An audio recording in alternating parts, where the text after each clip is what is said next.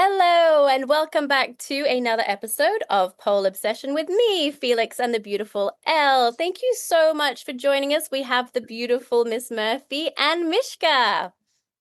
Hello. How's it going? So just a brief intro. We have the current Miss Pole Dance Australia, Mish, because you just won, and we have one of the competitors for APC who is Miss Murphy, and Mishka is her coach. So we're going to talk briefly about your system, your dynamic, how you're feeling, how you guys work together, and yeah, and just get into your heads a little bit. All right, there's a lot in here. Good luck. Our head, scary place. Well, should we start with you, Miss Murphy, otherwise known as Alison, your actual name? Yeah, that one. I always call you Miss Murphy now. It's just I don't think I'll ever call you Alison. I'll just always call you. I don't know why. I just saw it on paper and it went in my brain. Is that like a thing that I've made it now that everybody calls Mischka Mishka? Is that the status on that now? Well, I think so because it's your competitor name, so that's what everyone knows. Oh yeah, that's so. I don't even think a lot of people would even know your name's Alison unless say, even on your Instagram, it's Miss Murphy, unless they follow you. I was going to say, but yeah, no, that's true. Yeah. Oh, okay. I'm not sure that's a good thing or a bad thing. Hello. You did that to yourself. It's like Felix and Mish both also have real names. Yeah, my name's Kimberly. Yeah. I don't like my government name, so it's Mishka. It's like, no, I don't. And my name's just, or actually it's Elizabeth, but it's Elle as well. So we've all got a few different names. Yeah. It's a pole dancer thing, I think. Maybe. I don't know. I think yes. Yeah. Well, if you can choose, why not? I call Alison the Murph. Personally. The Murph. Yeah. Yeah. That's what our Zoom login, like what her Zoom name is the Murph. The Murph. Yeah. How did that come about? Was it just Alison? The Murph? Miss Murphy? The Murph? Is that? No, it's just you're the Murph. That's what my head does. If I hear Murph, the first thing I think about, and maybe this is because I'm old, is a Smurf. I don't know. Well, now that you say that, I rhyme things.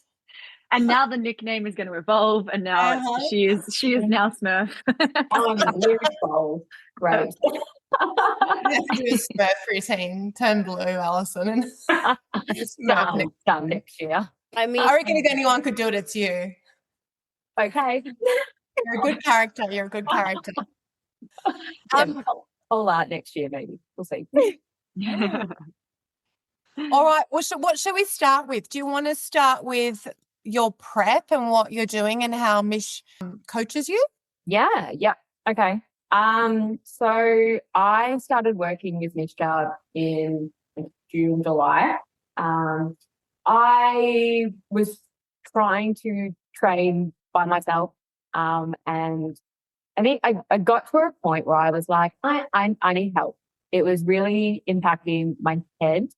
There are a lot of self-doubt of I can't do this. I'm trying to upskill. I'm upskilling to really, really scary skills.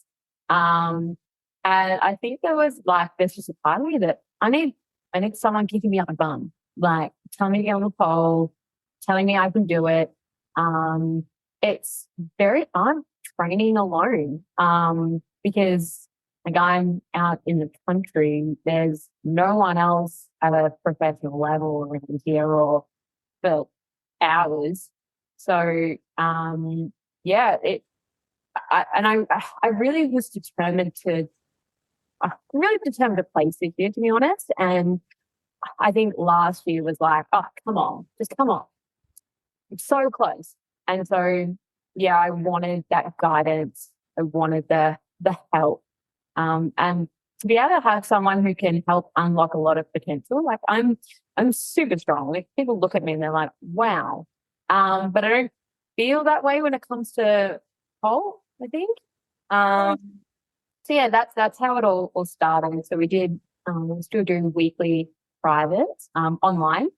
When I can get to Melbourne, if I happen to be down that way, I'll go and say hi and we'll train. Yeah. So I mean, most weeks I like to try and rock up with a lesson plan in my head of like, right, this is what we're going to achieve. And then some days it's like, please yell at me. Yell at me. So yeah. I think it's really good to have like and to vocalize those goals. You know, like you said, like I really want to place this year. Like instead of having a wishy-washy goal, like having an actual goal, then you have someone in your corner who can like help you get to that place. Because when you're trying yourself, you see like there's just everything in front of you, right? There's so many different things that you think you need to work on that you can get distracted from, that, oh, maybe I should do my costume now, or I need to work on this trick or that trick, or instead of putting the whole thing together. So to have someone outside of that to like look in and say, no, you just need to clean this skill up first. It's like, yeah, like you say, like the key to unlocking everything. Mish, how is Alison to work with? Is she a joy or is she really hard? Just the worst. No. Alison is very self-driven. So it's pretty crazy, to be honest. Because I know that I will rock up and there's things that have already been practiced and it just needs refining, or it just needs like, oh, try this or whatever. So, like it's easy and exciting to work with Alison because, it's not kind of like, I mean, look, I've done this too. I've been there to this person for Lisa D, my coach, where she'd be like, all right, how's this going? This thing from last week that you said you train. And I'm like, I didn't have time. But generally Alison is always on it. Like she'll rock up and maybe a trick still hasn't fully connected, but it's been worked on, like, and there's also a lot of just it's very easy to go, oh, why don't we try to do this thing and then try it, okay, no, let's move on to something else. Like it's just, yeah, easy to work with. She's great. She worked hard. And that, I think there's something always to be said for natural talent, which Alison certainly does, but it's how hard someone's going to work at something. Like this is a hard gig, it's hard work. So if you don't put in the hard miles and do the painful shit, then you probably won't get the result that you want, and sometimes you still don't. But yeah, like Alison isn't afraid to work hard, that's for sure. Oh, thanks. I worked very hard today, I swear. I did. And I think we work similarly, like when it's, and I feel what Alison is saying. Like I used to train a fair bit by myself, but now I really need my coach because I'm 36 now, and like it's hard to do full runs of a routine. Like even in the lead up to Miss Pole, it was just, I would always go out into the waiting room and be like, who can yell at me for 4.5 minutes? Can someone please just help me? Because I'm tired, and it's really hard to grab onto that energy and do a full run for me at the moment. It might have just been this routine because it was quite high energy as well. But yeah, I think it really helps to have someone there to be like, come on, do the thing. And you're like, okay, I'm gonna do it again. Like Everything's up, but okay. Yeah. And to have someone go, yeah, you're fine, you can do it, let's go. And then I don't know, all of a sudden you can do a thing. Yeah. It's definitely helped. I think if anything, it's helped my head, very much helped my head of being the perfectionist, the overthinker, the person who is just wants to refine things, get things perfect. And yeah, helped with getting rid of a lot of self-doubt that I can do things. Yeah. What's your self-doubt? Oh God, that's a deep question. The self-doubt is that it's how does one articulate that?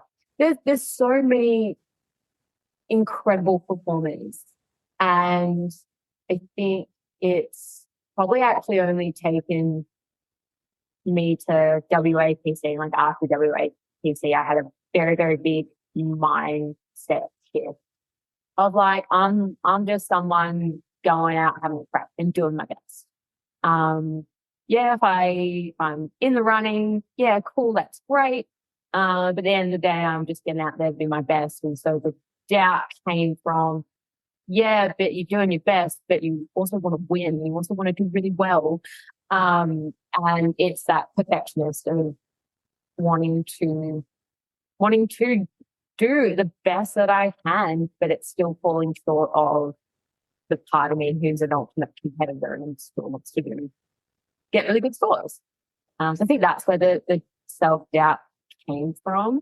Yeah, it was the perfectionist and just not believing in myself that I could because of that perfectionism. But after WAPC, it was weird. I didn't have a very good run at WAPC. Like I failed twice, but yet people were still coming up to me like in the bar area. Like I came from backstage and I was looking for my friend who had flown over with me, and I could not stand still without some person coming up to me and saying, "Oh my goodness, your performance was incredible, absolutely amazing." And I was just standing there, and I'm like, I need to move, I need to hide, I feel so uncomfortable. But I think that really made me realize that there are a lot of people around me who think I can do this, and so it's now time that I start believing in myself that I can. Why did you feel uncomfortable when they were coming up to you? The because I guess I'm not really used to that. Like, uh, there's just all these people coming up to me saying I'm amazing. Like, don't put me on a pedestal. Just let me hang out. Just, but I think that it's also something pretty amazing about. WA was a very, very friendly state to compete in. I love competing over there. Everybody was so nice, and it was actually just wonderful for people to share that kindness. So, yeah. Yeah.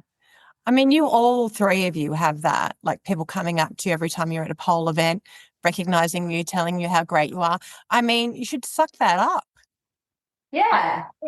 I don't know why we don't, but yeah, if people are like, oh, I really like this thing that you do, I'm like, oh, but I'm just a little poo. I don't know. None of you do. It's so crazy to me. Like, I know that you all three get it.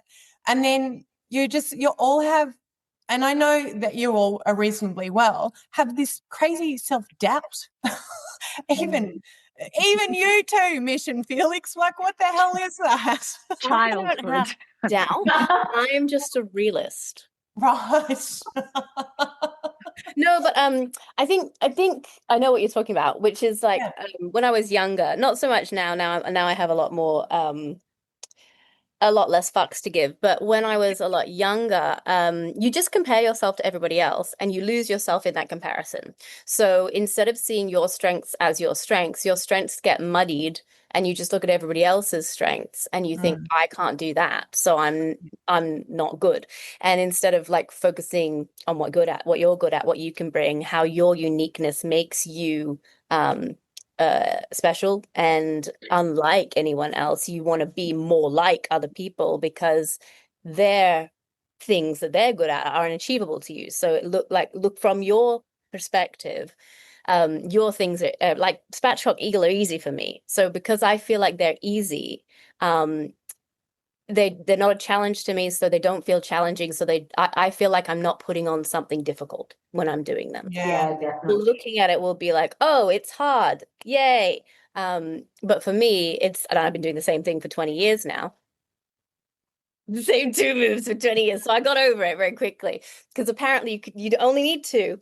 And yeah, but you get into this mindset where you're like, I need every single trick and I can't do every single trick. And so if I can't do every single trick really, really well, then I'm not the best pole dancer in the world, and that's not good enough for me. Yeah, I definitely agree with that because particularly like by the time we get on stage, everything is so well rehearsed, everything is perfect. And so what we put on stage is, like, to us, is basic because it is easy. Boring. It's become boring. And it should be. It should be. And that's where the mastery is. You know, that's where, like, I'm also a very low risk taker, so I won't put something on stage until it is boring. But I mean, I know that of myself now, and I know I'm old, you know, I'm over 40 now, so I'm not going to start learning any crazy new tricks. So the tricks that I have are the ones that I'm going to retire on. And I just sort of accepted that I was like, you know what? That's fine. Nobody does a spatchcock like I do, and I'm fine with that. And nobody does your tricks the way you do them, Mish. Nobody does your tricks the way you do them, Alison. Like there's nobody that moves exactly the same as you. And so those things, you just fucking own them. That's straight. Yeah. So what do you think that Mish has helped you with the most? Yeah, the mindset, as you've spoken about, but also the fitness. And then that comes from the, come on, you can do this. Like, look at you. I do sometimes feel horrible when you finish a run and I'm like, all right, say 5, do it again. And she'll do it again. She will. She will do it again until she can't do it anymore. Yeah, pretty much. I mean, every run after that just gets less and less, and I get more grumpy and puffy as I'm trying to do it. But I do it. But I think also Mish has helped me unlock, I guess, my own individuality as a performer. It used to be very much you look like you've been trained by Megan B. And so I've been trying really hard to break that. Not in a way of Megan B's, she's amazing, but I need to find my own way who I will be known for. Yeah, I think that is another thing that she's helped me with. That's one of the things that really, I think people in WA noticed, was that you are so unique. You know, now you're moving in your own way and really holding the stage in your own way. And that's, you know, one of the things that made you stand out, is that you are so yourself. And yeah, so I think you're right. Agree. Working. Yeah. Now, I think a few years ago, especially at VPC, because there's a lot of coaches in Victoria, we saw, I would say about 2, maybe 3 years ago, we saw a lot of competitors come out as a mini version of a previous professional competitor. And we could really tell who every one of them was coached by.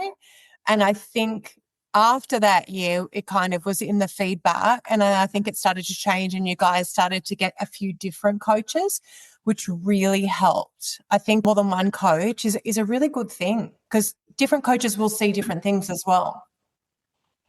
Yeah, different coaches will bring different things out in you as well. And I think that, you know, people work better with, you never know who you're going to work well with until you try, if you know what I mean. Like some people really click with their coach, some people don't, and you don't know if you don't shop around a little bit, like audition. It also, I mean, I'll use my coach Lisa D as an example. I know my limitations. She knows her limitations. I needed to have some sort of Corey in Miss Pole that both of us were like, I don't know. I don't remember. And she was like, you need Miss Sang. You need Amy Sang. And I was like, I do. Yeah. and I was like, oh, she's competing. But I messaged, I was like, hey man, are you competing? Like, would you mind if we did a session? She was like, yeah, let's go. Because again, that thing of, you know, if someone had asked me that I was competing against that Miss Pole for help as well, they're not going to move like me. The same thing we spoke about before. Yeah. I can't move exactly like Amy Sang. She is, you know, god of the cool dancing. You know, so it's that thing of go to other people's, get help from other people, because Lisa D and myself don't move like Amy Sang, and we're both like, yeah, I need help. So do it, because it helps you grow, and it helps you, you know, it's one of those things where I also really enjoyed doing those sessions with Amy. And I said, you know, after Miss Pole, can we do more of these, just so I can upskill myself and move in different ways that challenges my brain? Because, you know, I'm not done yet with how I move and how I want to keep on expressing myself with dancing. So yeah, it helps you to keep growing as a dancer. Yeah, I love that. And I think a good coach will say things like that. Like a good coach will say, look, I can help you with this, this, and this. But if you want dance, I reckon this person's going to be great. Or if you want dynamic, go over here because they're so good at dynamic and they're going to be able to help you with that. So I think that's just a good coach that does that. When you want to learn how to dance really cool, Alison, go to Amy Sang. It's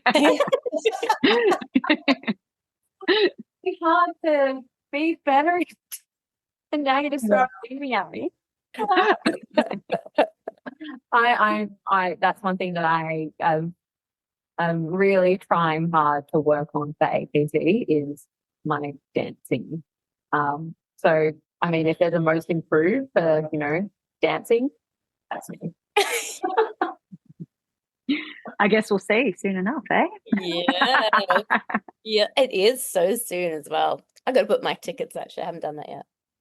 I haven't booked mine yet and I'm running it. So how about that? We better get that. I better get mine. Oh no, Elizabeth's not there. What will we do? But legit. No, don't worry. Ella will be like, she'll be running it on her phone like that. I know. If you I didn't go to 2 of them this year. I didn't go to WA and I know, we handled it. We handled it. Yeah, we did it. You did it. It was actually very good. It's like this podcast. You did most of it. I just show up on the day and I'm like, It's literally like our podcast. It's exactly what happened. I did most of it. Felix showed up on the day and goes, let's go, guys. See everyone. Very good. So accurate. That's it. So what are you looking forward to the most, Alison, for this comp? There's a part of me that wants to say the stage, but I'm loving and hating it at the same time. Oh, I know. So great, isn't it? In the round. Yeah, it's but I guess I am really looking forward to performing in front of certain family and friends who have never seen me perform before, which is super special, super exciting. But yeah, the stage has been a blessing and a curse at the same time. A blessing in the sense of, oh damn it, I'm on my wrong side. Oh, well, it doesn't matter. I'll just perform to these people now. Actually, no. But then it's been a curse in the sense of, well, trying to choose choreography and moves that look good from every angle. And then also, like, I have a costume reveal. So where the hell do I put that on stage to actually give the most impact and show everyone? And then also training in the studio. Depending on where you are, there's poles in the way, or it's there's a mirror. I think the mirror has been the hardest thing because I train purposely away from the mirror because you don't have a mirror and they're distracting you performing. But now, I've got one combo facing one way, combo facing the other, and just trying to ignore the fact that there's a mirror up there. But yeah, I'm looking forward to it. I do actually think that because it's a Hunger Games themed routine and being in an arena, it's quite appropriate. So I've made sure, hopefully it's conveyed, to choose dance choreography that really emphasizes that as well. Yeah. For those listening that don't know, so APC will be in an arena style theatre this year. So there'll be audience all around, like a full circle of audience around the competitors. And there'll be judges on 2 sides and they'll be on the open sides of the truss. But we have audience all around. So really, there's no bad angles. So that's a good thing. Felix, did you ever perform in an arena? Yes. Oh, what are the tips? Tell me all your ways. So it's the Michael Jackson Arena World Tour, the Immortal World Tour was an arena show. and the cake that I was performing on was right out in the middle of the arena. So, and most of it, to be honest, most of the show was up on the pole, but really, I found it not too difficult because once you're up there, like audience is just everywhere and you just can't not take them in with you. So it's really cool. Like when we had especially the big arenas, which were like 30,000 people, like it was floor to sky people. So they were just everywhere. But tips would be definitely, I think, what can be off-putting at first is direction, obviously, because we're used to having a front and a back. So to just have some very clear visual cues, I usually take the truss, but when you're in a round, it's difficult because the truss looks the same from two angles. So, and you don't have the back or the front to mark which is front or back. So for me, it's to find something on the ceiling or on the floor that will markate like where I am. Just because otherwise, if I land somewhere and I look back and I'm like, oh, wait, where the heck is the pole? So it's just really finding landmarks in the auditorium itself that can help you to figure out where you are. So when I would do my run for in APC, if I was doing it, I would spend most of my time just visually getting used to how it feels rather than trying to do the tricks or trying to, because you know your body can do the tricks. I would spend my time orientating myself, making like just checking things out, looking, saying to myself, okay, that's great. But if it's dark, if I come on here and the pole is here, there's a bit of tape there, or even the truss, like the truss doesn't move. So the truss has that weird bit of tape there. I know that's front left or that's front left. So just finding my visual map would be my most important thing. And then making sure that throughout the performance, if I land wrong, to make sure that I balance it out on the other side. So if you have taken every angle of your performance into if you've taken it all into account, then if you land to say the same side twice, that you balance it out and land something else to the other side, because otherwise you're essentially creating a front. But yeah, I think it's not as bad as it seems. I feel like once you get in front of the audience, it kind of you can't not look at them. They're all around you. They're everywhere. So I think the actually being on stage with the audience is kind of, it's really fun because the energy comes from all around you. So that's easier. Always going to be a little bit more difficult to find like the front or find a spot. But once you have it, it's not too bad. It's okay. Yeah. All right. I'm taking all those notes. Thank you. Yeah, as long as you know which one's static, which one's spin, you're good. Yeah. And if not, just hold on and see what happens. Yeah. Come on, my audience members going. Oh my God, can you can just try and do a double phoenix and just fling off? Just nope. Okay, next one. I'm gonna go to the we've seen before though. I don't know if you guys have seen, but I remember there was one national comp, not mine, but one that they didn't lock the pole, so it was actually they were both on spin. This is years ago now. I reckon it must have been, I don't know if you know, Mischka, even if it might have been before your time. I mean, I've seen that overseas when I was watching competitions overseas, and it was kind of, I'm glad the competitor stuck to their guns because they did this really cool start, and I was in it, and then she went to go and do her combo, and she was like, it's spinning, and it shouldn't have been spinning, and someone ran on stage, like did the little X lock and was like, keep going. And I was like, what? No. The music moment has passed, and she was about to keep going because she was shocked that someone would even say, there you go, you're good to keep going. Good.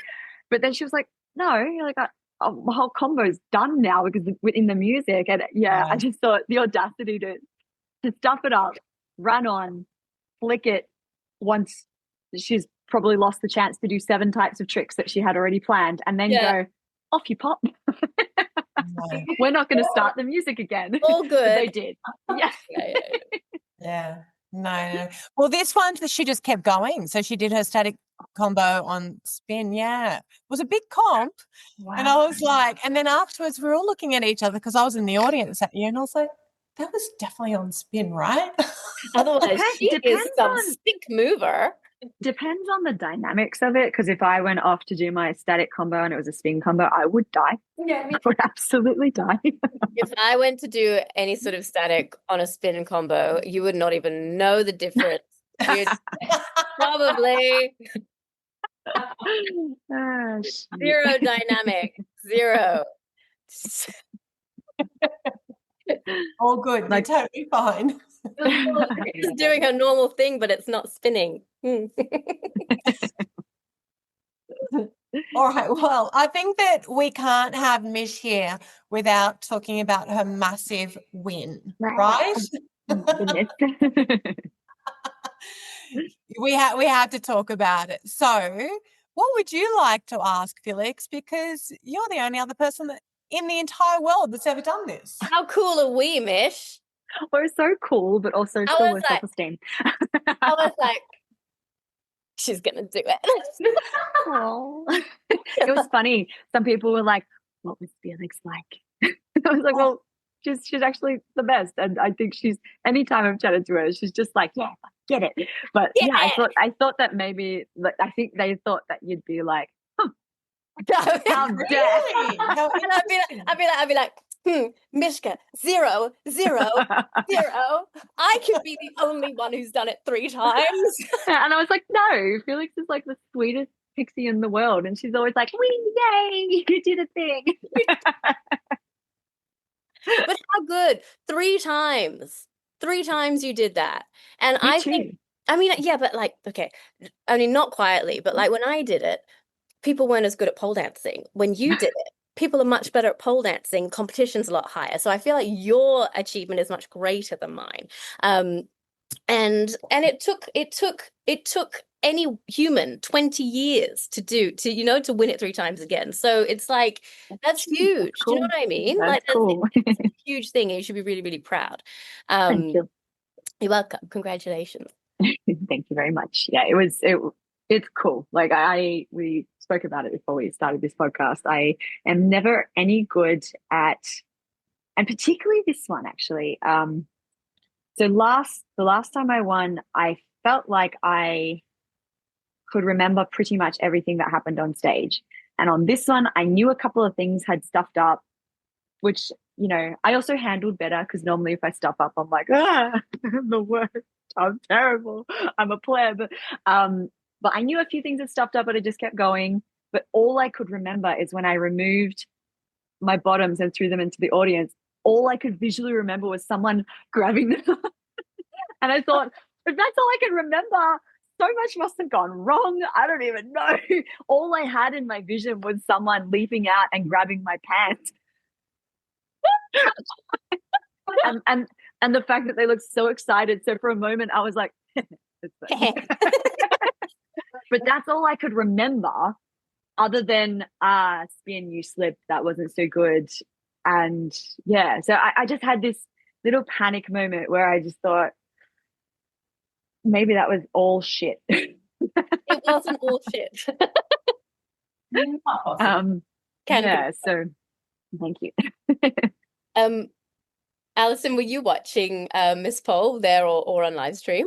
No, I was on a cadet activity, so I haven't seen it. But I watched the Instagram stories time and time again, like trying to get the updates and all that kind of thing. So, Oh, it's so exciting. Were you so happy for Mish? oh, of course, I was jumping for joy, but also had no doubt.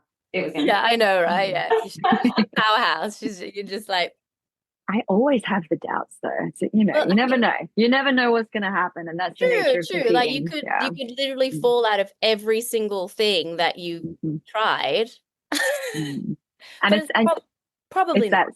It's that mindset, I guess, because you might just have a shit day and just nothing works. And this one was tricky for me because, I mean, you can't say no to Chili Rocks, can you? But I probably shouldn't have been in the opening. Silly. Especially given that everything was already kind of running late and I was the last on. I think by the time I was on, I think it was 11:15, and I'm just tired, so it was a lot of energy to give, and the way the day worked out, like normally backstage I can close my eyes and have a little snooze and just, or if I'm not sleeping, I'm just, mindfulness. But yeah, it was like, do your tech run. Okay, now do the opening tech run. Shit, put some makeup. Go do the opener. Go get your hair and makeup done, which took the first half interval and the first two competitors in the second half. It's time to warm up. Oh my God, now you're on stage. Yeah. That's So so yeah, there wasn't any time to stop and breathe. But at the same time, that's life. If you're a professional dancer, suck it up. But I probably should have said no to the opener. Hey, it's That was okay. an incredible opener, though. That I did see that second post on Instagram. That was amazing. It was fun. That was just like watching history all come together. Like, yeah, the last 20 years, and just everybody was so happy, so like proud, and it. I think it's one of those moments where I've watched live streams or watched it on Instagram and just been like, yeah, everything's there in the audience. So that would be epic. Yeah. cool moment. You would have seen the statue. Yes. Oh my, that was so Everyone funny saw too that. because that's the first one I've like. My dad's always, I'll come see you one day, and this year I was like, well, I've got your tickets, all right. So you're not gonna.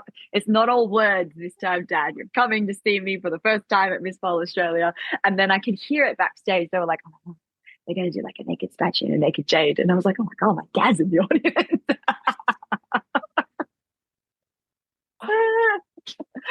One year you bring him. Oh my God, was that mortified or like? No, he was just like, wow, they're very flexible. But also, like, I don't know where to look. I think he was maybe further back as well, and he's in his 70s now, so I don't think the eyes are that great as they used to be. So hopefully, it was just a bit blurry. Might have had a heart attack if it was a bit closer. I know we're doing this podcast, and I'm like, well, actually, Felix Kane, you killed my father.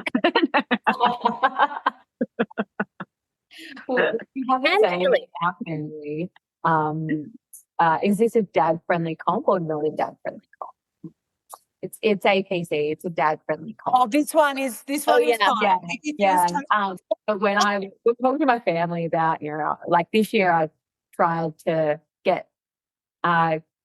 enter Miss Pole as well. Was on the bucket list, but yeah, just didn't end up getting there. But yeah, that was publicised as that's not a dad-friendly comp. Nah. No. Well, look, some dads like it. Some dads won't have a heart attack. Some dads think it's very exciting, actually. I'm a bit scared now because Felix is also doing a show at AP, so God knows what You never know what's going to happen. You never know. Buckle up. Strap in, Al. Gracie said to me afterwards, she goes, oh, Felix, I cried in your spatchcock. And I go, aw. And she goes, no, the second one. I was like, she cried with laughter. It's just so funny. I can't. Actually, that everyone's talking about. So stupid. So stupid. It was excellent. It was great. I distinctly remember saying backstage, I was like, well, she cannot. There's so much butthole.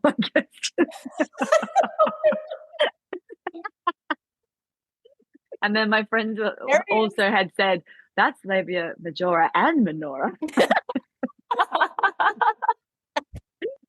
Yeah, all the labias. Yeah.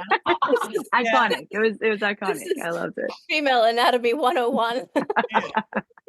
So you weren't the only one. Let's just put that out there. You weren't the only one. Candace came out and did it before you guys even did anyway. She was doing cartwheels naked. Yeah. It was all happening.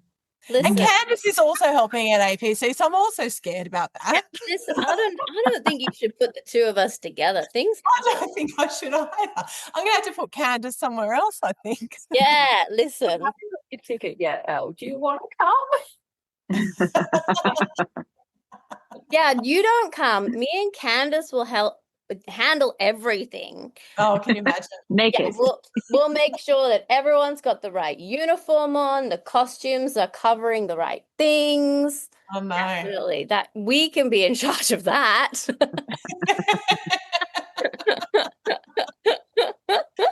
Oh boy. Can we be the modesty police? Can you imagine if I had you two as the modesty police? I'd be a whole different comp, wouldn't it? Guys, are those pants necessary? Take them off. You need them. Quite a lot of coverage here, isn't there? All right, no, it's all good, Alison. Your dad will be fine. Your mum will be fine. Yeah. Yes. Yes. Don't panic. Are you coming, Mish, to APC to watch it?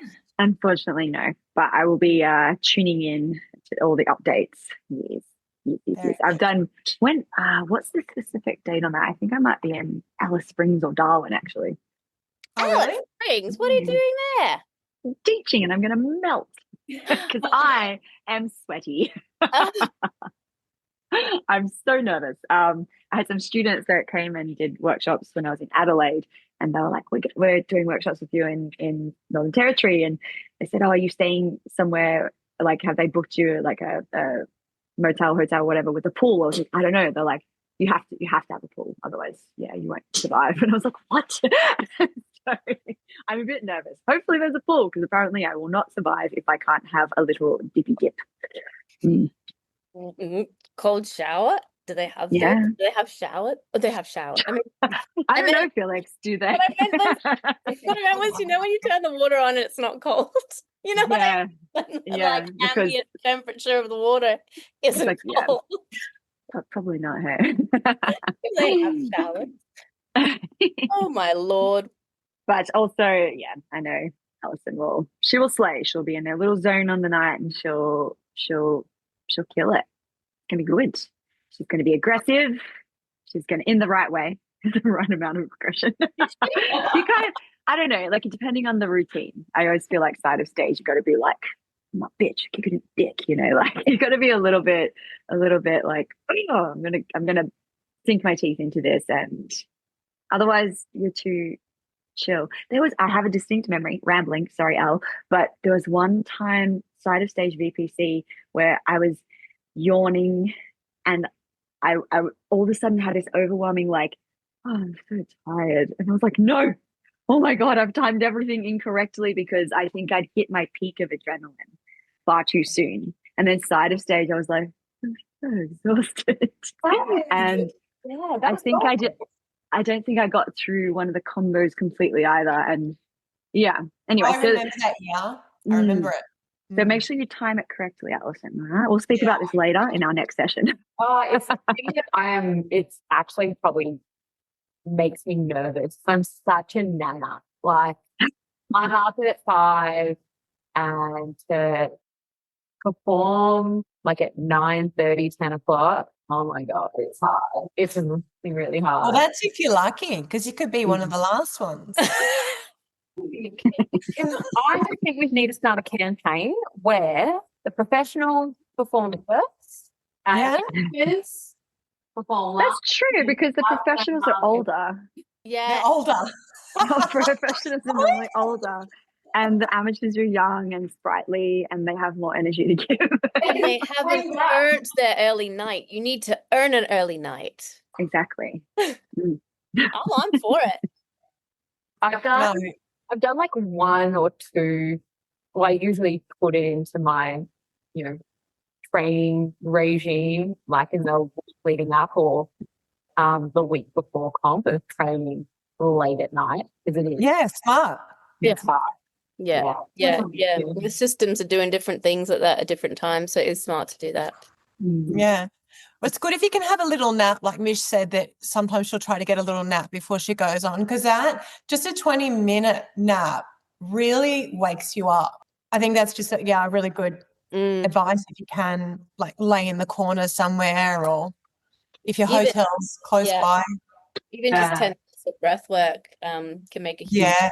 Well, reset. Meditate.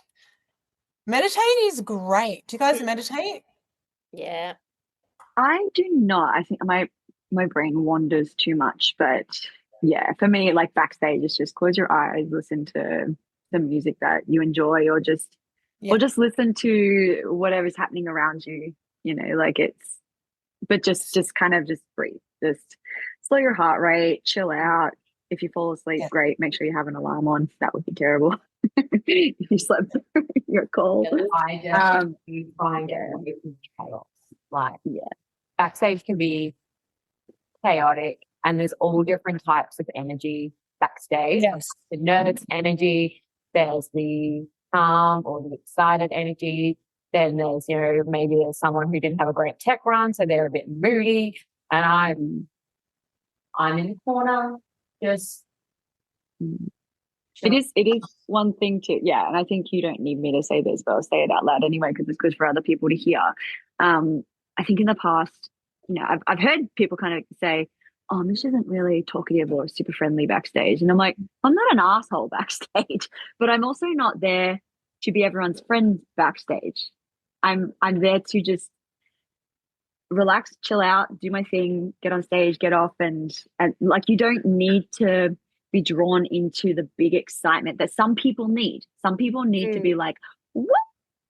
And I'm so excited to be here, and I'm making friends. But like that's not how I operate backstage, and it's not how a lot of people operate backstage. So it's important to not feel like you have to give that energy if it's not what you're feeling. definitely. And like, I've had the same reputation. People made comments to me in Tassie. They're like, "Oh, you're really nice. You're friendly." Yeah, I'm not a bitch.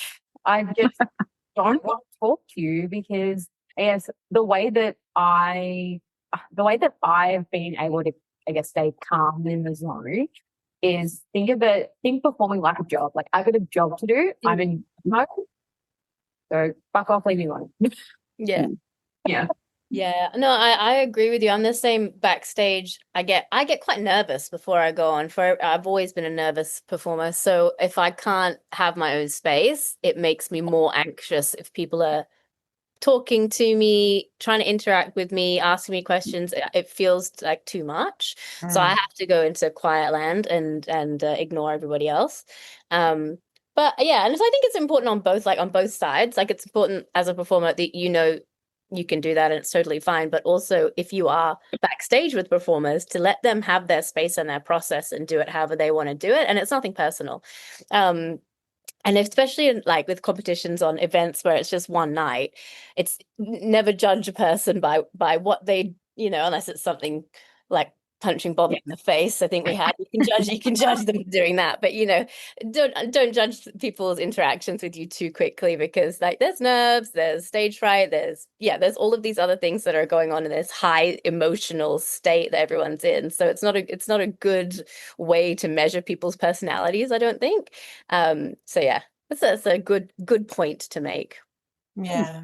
I think a lot of the amateurs are more chatty because they're possibly, I don't know, they haven't been in an environment like that in a big competition, so they're nervous and they want to talk to people about it. But whenever I go backstage, it's usually professionals are doing their own thing, or they're just in groups of one or two. Amateurs are quite often in big groups, all talking to each other, braiding each other's hair and fixing each other's makeup and all that sort of stuff. So I think that that's quite different. And I know you guys know that at APC, we often try to put professionals in one room, amateurs in another, group in another, and battle in another. And we do that for a reason, because there is so many different energies depending on the theatre. I mean, we run it at theatres all around Australia, so they're all really different in how much space you've got. I think that there's a really big difference between the competitors and how they interact. And I think as a competitor, it's just nice to just, if people like need their space, give them their space. And then, the ones that want to chat, go over there. But I think most professionals are like you three and want to sort of be in their zone and run their routines, because it's a big deal. Like, you've trained for not 1 year, not 6 months. You've trained for years to get to that level and to get on that stage. And you've got 3.5 minutes. That's it. Mm-hmm. Then it's done. So you have to be. And I will definitely not, like, I used to be that person that did so many competitions in a year because you get your experience. But, you know, now it's like I'm not going out underprepared for a show. So you need to make sure, like, so if I'm doing a show, I'm doing it. I'm not going like, oh, 4 weeks out, better get my shit together, which sometimes happens when you're an amateur and you're doing 6 comps a year, which I think is far too much. But you know, that does not happen for me anymore. So if I'm doing a show, I want to do it correctly, and I need to have that correct prep as well. You know, so it's if you've prepped appropriately for it, you want to make sure that your head backstage is in its appropriate space so that you can go and do the thing you need to do, you know? Yeah, that's it. So are you going to do any more comps? Are we done or not done? I mean, I'm not done. Like right now, my body's like done, but it's not. I irritated my right meniscus because of the kips and things in this pole, and so I need to go strengthen. But also, I always tend to find that I lose strength prepping for a comp because I don't do as much gym and I'm not doing as much play time on the pole. It's just prepping for this show, which is only X amount of movements. Still a lot of movements, but it's not the same as when you get to play and explore. So yeah, I mean, I'm doing pole icon next year. Oh, I had a panic attack. I was like, have they announced that? And I just said it out loud, but they've announced that. Yeah, and again, like I guess I if I have an idea, I want to put it on a stage. So I'm not out of ideas, and I'm not finishing comps going, wow, that was really hard. I never want to do that again. So yeah, she's getting older, but you know, she's not done. You got it. I reckon Miss Pole Dance Australia number 4. You know, Kim Chia was like, I have a vision for you, Mishka. 4 crowns. And I was like, after 3, I went, all right, that's enough. And as soon as she said it, I was like, oh yeah, maybe. One on each arm and one on your head. 5. Why not? Oh, it's so bad. You can do it. But yeah, we'll see. It's got to come with a really good idea, which lately has proven to be quite unhinged. That was quite an unhinged routine, wasn't it? Yeah. Where did that come from? I loved the end. That was my favorite. I was like, oh, she went there. Amazing. That was so annoying. I wanted them to black out, but instead I was just his head hanging in a guillotine. And then 4 seconds later, they were like, oh, oopsies, blackout. Yeah, my head is a little bit unhinged now, if you're asking where that's from. I just heard, I'll listen to my music and envision things, and the reason I wanted to be Marie Antoinette was because I kept hearing money, and I was like, imagine if I had my tiny chihuahua in a powder wig in my arms and 2 buff men in powder wigs with no tops, and I was Marie Antoinette dancing like honey Cardi B. But it all started with me envisioning my chihuahua in a powder wig. So there you go. It's a little bit unhinged up in here, but that's okay. Worked out for you. I did. Unfortunately, I couldn't bring a dog onto the stage with a powder wig, but maybe next time. No. Well, they had an eagle one year. They've had a snake, right? Yeah. They haven't had animals before. That is true, but they've never had a juniper. She is a lot of energy. Somebody take the puppy. Yeah, she's a bit chaotic. And then my other dog is 15, and he looks like a chupacabra now. Like he's really on his last legs. So I think it would be too shocking for him to like have that loud music, and he's got his milky eyes, and he's got this saggy neck, and he's got like those, you know how he's got like old man spots all over his body. When their little tongues go aside. He's actually like, he's a bit of a jump scare at the moment, actually. This is not good for content for it because it's a podcast, but this is Slash. Oh, look at him. He does have sideways tongue. I love him. And there's no seeing in those little eyes anymore. He looks like a crazy little cutie. Yeah. Baby. Oh my gosh. I have a place in the. I love ugly cute. Ugly cute is my favorite type of cute. He is ugly cute, yeah. Like and you know, sometimes he tries to climb the mountain, which is the bed with the blanket, but he's just so small. He'll climb and be like, oh no, and he falls backwards off the mountain. Like it's just a blanket in a pile. I'm like, no, big man, because his name is Big Man. He's 1.3 kilograms, by the way. Oh, is he? Yeah. Oh, tiny. God, that's so little. He's a I had a small puppy baby. who was 3 kilos and he was tiny. So 1.3 is nuts. That's little. Chihuahua, yeah? Yeah, he's a Chihuahua cross, but obviously he's very old, so he's also not eating as much. And Yeah. it's very sad times, but he's also had a good life. It would have been even better in a powder wig, but Not to be. A Not to girl be. can dream. Maybe you can push him out next year in a pram or something. Or you can't compete next year, can you? No, that's true. Opening. Just bring the bloody powder wig back and stick him in and be like, fucking happening. It can just be an ornament, like an ornament in it. You know? It's just time for the Murph to go out and slay. And slay she will. The Smurf. I feel like at some point my stage name is gonna evolve into the Nerf. Yeah. And I feel like you've got all of WA rooting for you as well, because like we just adopted you. We were just like, yeah, she's one of us now. Oh, I love that. It's really cute. Everyone's always asking about you, and like, yeah, really? it's really cute. Yeah, you're one of us. One of us. One of us. Oh, well, that was I just love competing over there. Everybody was so kind, and that was the weirdest thing that I don't think it's ever happened to me. I came off stage after doing my tech run, and I had two of your students come running up to me, being like, "Teach us your ways." And I'm like, yes, of course. Free tomorrow. And you did it. It was so lovely of you. You were just like, yeah, on my day off, I'll come and train you. Sure. And they were like, she's going to teach us. They were like starstruck and like awe-inspired all at the same time. It was so sweet. And they're like, do you know what they said to me? They're like, Felix, remember that flip that you did where you dislocated your knee? And I was like, uh-huh. They go, Alison taught it to us. And she did it really well. Unlike you. She's so much better than you, essentially, is what they were saying. I was like, good. Most excellent. What flip did you dislocate your knee? It was like that was recently. That was this year, yeah. Yeah. It was just like I was trying to do flips, remember? Yeah.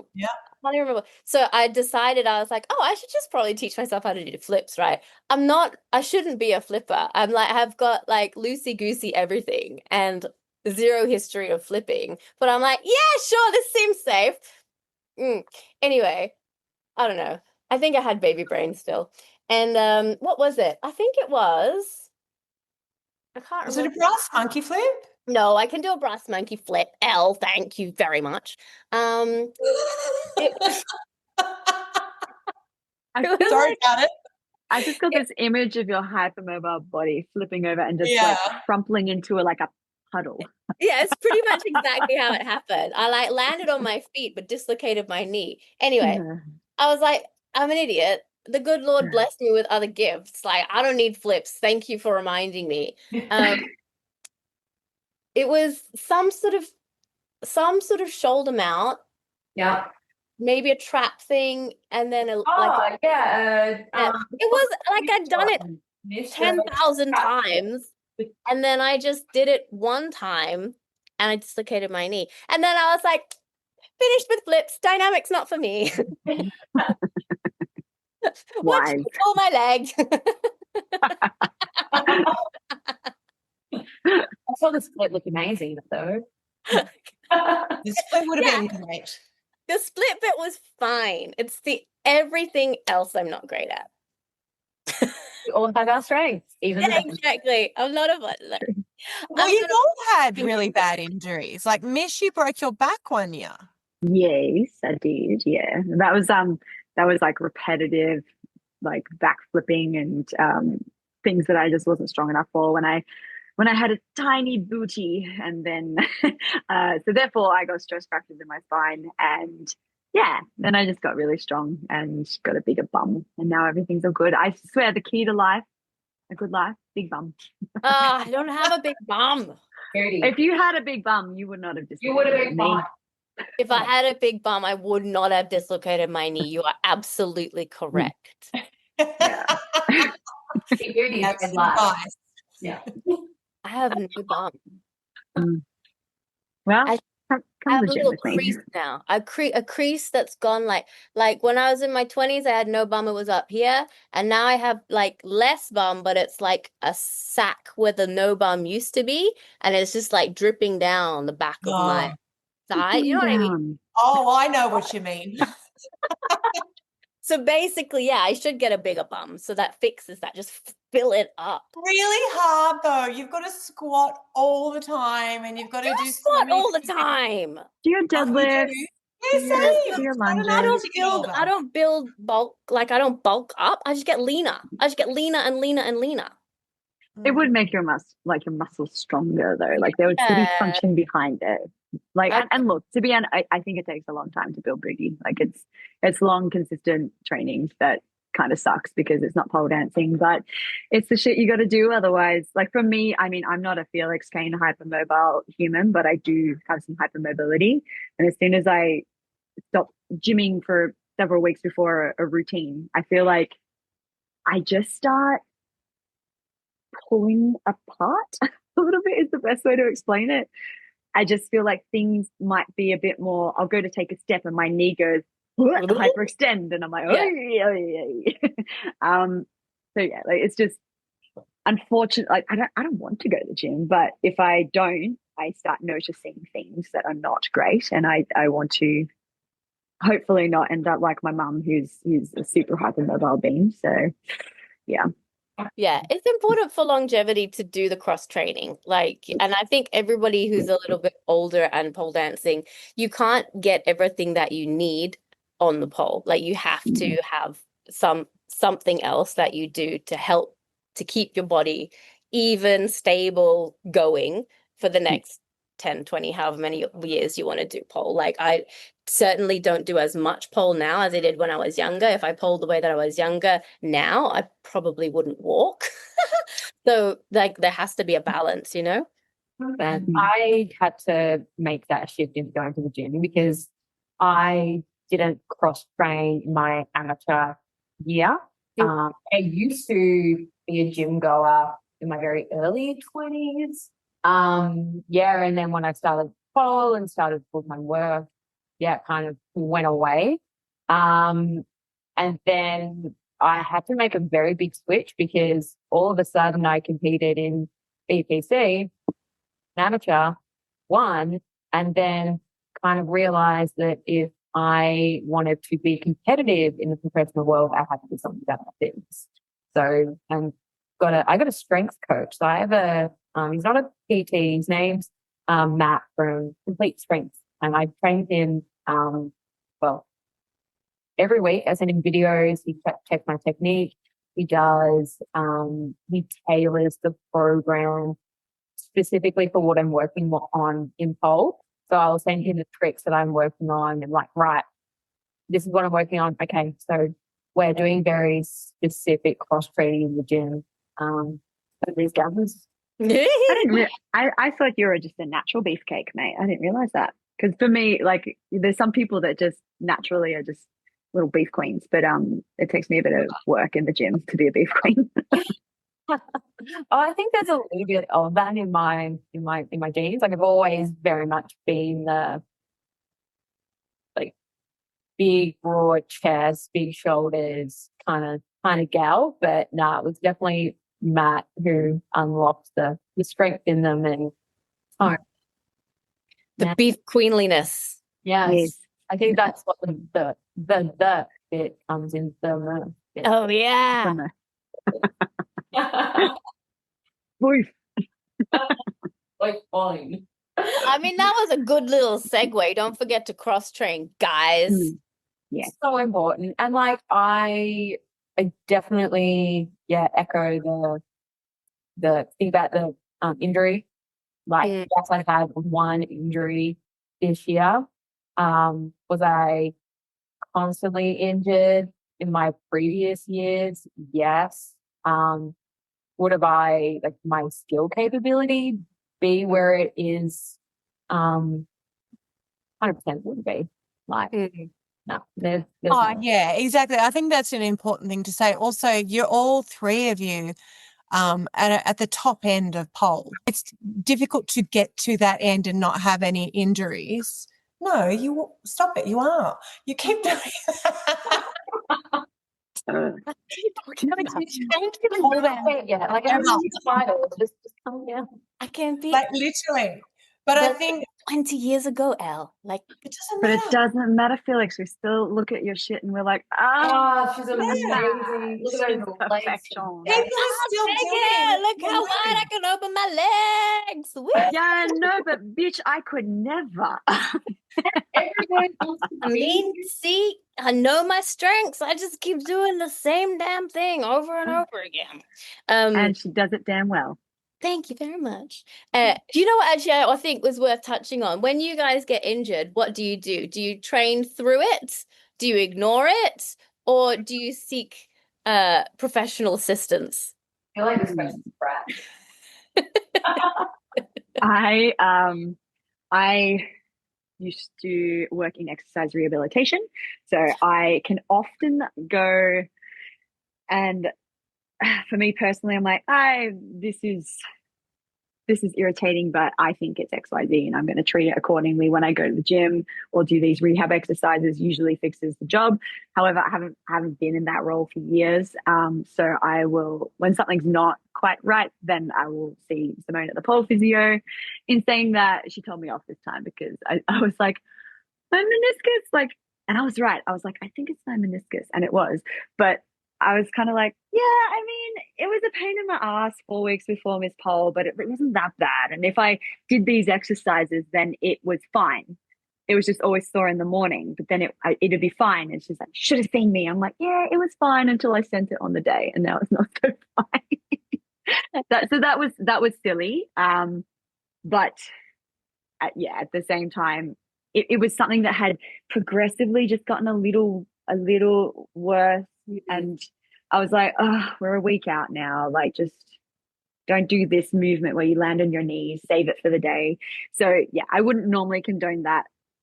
But also in saying that, I also feel like I potentially know a little bit better in my body what is a manageable something and what is a not manageable something. Yeah, I agree. I have definitely learned the hard way of training through things. It's definitely not the thing to do. I have a really, really great physio that I work with. And actually my strength coach and my physio collaborate together. So I'm going to see my physio who'll speak to Matt, and he's like, right, Alison's coming with this issue. This is the rehab, and this is what gets over my program. But my physio definitely understands that if you tell me that rest is my only option, I know shit is really wrong. So we alter everything around everything else in my life except the pole. So he's like, right. So when you're at home, we're not sitting on hard chairs. We're not doing this. We're not doing that. You're going to reduce this in the gym. So we change everything else in my life except the pole, because the pole is right now. Yeah, so it's really good to have, there's a support system in, like, your coach and your physio and your coaches and your family and everybody like that, who I guess can, make things work is probably the most important thing. Just because, resting is not, if I have to rest and something's really, really, really, really bad, Well, most of the time, if you've got an injury, rest is not the answer. Like, it's actually not. There's some specific injuries, yes, but like, and that's not to say like, well, I'll keep on doing this super hard trick that caused the injury in the first place. But you should be able to find the right rehab and things that kind of allows you to hopefully continue doing what you have to do, just modified ever so slightly. Definitely. And that's like through injury is how I learnt the hard way of stop doing birds paradise. Stop trying to do a stop. You're not made that way, Alison, so stop it. You're not Felix Kane, Alison Murphy. Girl, I can't do a bird of paradise. Yes, you can. No, I cannot. I'm way too flexible. Too flexy. Yeah, I remember this story. You can still do it though, can't you? I thought you could do it. But the more you push into it, the less through, so that I can the more you push into it, the less stable you feel. Yeah. No resistance. I can't plus sign either. Plus sign and bird of paradise. I'm like, what? You know what I'm interested in, because you are flexible. Have any of you had hip issues? Because that is something that's happening. I don't know if you're aware of it, but there's been hip replacements in our industry lately because, do you guys know this? Yeah, I know a few people have had 2 hip replacements. Wow. Quite a few that have had 1 that have been polling for 15 or more years. Has that affected any of you? No. Not yet. But if, probably. Like I've got that pop hip where it just doesn't feel like it sits right, and you're doing like a plie squat, and then it goes like crack, and you're like, hey, that was a good one. But yeah, like if I ever have any like hip issues, to me, I'm just like, make your ass stronger. Okay, off you pop, and then it's usually better. So yeah, hopefully not. I think mine. I've never had the strongest knees, so I need to do some solid rehab on them now. But I reckon that'll be my old lady thing. Get the old knee replaced. Yeah, I think mine actually it'll be fingies because I have arthritis. Yeah, really? I've got an extra, like, the reason this one's always wrapped, unless I'm teaching, is because I've got like an extra bone growth in there. So yeah, like I could get it removed, but also it doesn't stop me from holding a pole. It just stops me from fully closing this finger. Like I can't, like I can close on this side, but I can't with this one. So yeah, like for me, it'll probably be need to get my flip the bird finger, have a little surgery or something. Not sure. Yeah. I think we're still probably too new a sport to know what's actually going to come out of our injuries and what we're doing to our bodies. But I definitely know shoulders, hips, knees, like just the leg hangs, splits, all that sort of stuff. Wrists, a lot of wrists if you're not doing, things correctly. That's sort of what's started to happen now. It's a little bit sad because I think sometimes some of them are so avoidable, but if you don't know what you're supposed to do, and it's quite expensive to go see your physio all the time, but if you don't know, and if you've never grown up in that thing of, okay, this feels a bit niggly, like I need to be strengthening everything around this joint, then you don't know, and so you don't do the work, and then years later that's that turns into a serious joint issue that needs surgery. And it's kind of like, it's a bit sad because it's not everything is like, oh, go to the gym and fix it, like, but there are so many things that it's just go to the gym and fix it. They're just very avoidable, like it doesn't have to be a long-term chronic problem. And I think there is just such a disbelief though that getting strong and doing strength exercise, that whole like, oh yeah, I just went to the physio and he gave me these exercises. Like, yeah, because that's the answer. Get strong. It's the joints. That's what makes you. Yeah, you can't do anything if you're not strong. You can't be flexible safely if you're not strong. You can't do anything safely if you're not strong. You have to be strong. You have to keep getting stronger. The more like your vocabulary as a pole dancer grows, the more your strength and understanding of your body has to grow as well. Exactly. Yeah. All right, well, good chat. Yeah, on that merry note, soon to get hip replacements. Everyone. Fuck me. You get a hip replacement. You get a hip replacement. Welcome to I pole want to dancing. keep having your body. Oh, shit. Well, that was Amazing. fun. Well, guys, thank you so much for chatting with us. It's been super educational and informational and eye-opening, and we are so excited to see more and more of both of you on stage. Have the best of time and good luck. Break a leg on, when is it? The 12th of December. Yeah. Is that right? Yeah. 12th of December, APC final in Brisbane in the round. The name of the theatre is something I It's can't. Le Boit Roundhouse. Le Boit. Le Boit Roundhouse Theatre, Le Boit. Le Boit. And their tickets haven't been on sale yet. They've been on sale for VIP groups and obviously Expo. The tickets will go on sale either the end of this week or early next week. So keep your eye out for tickets. How exciting. We all thank you very much for listening, everybody, and goodbye. See you next time. Bye. Bye.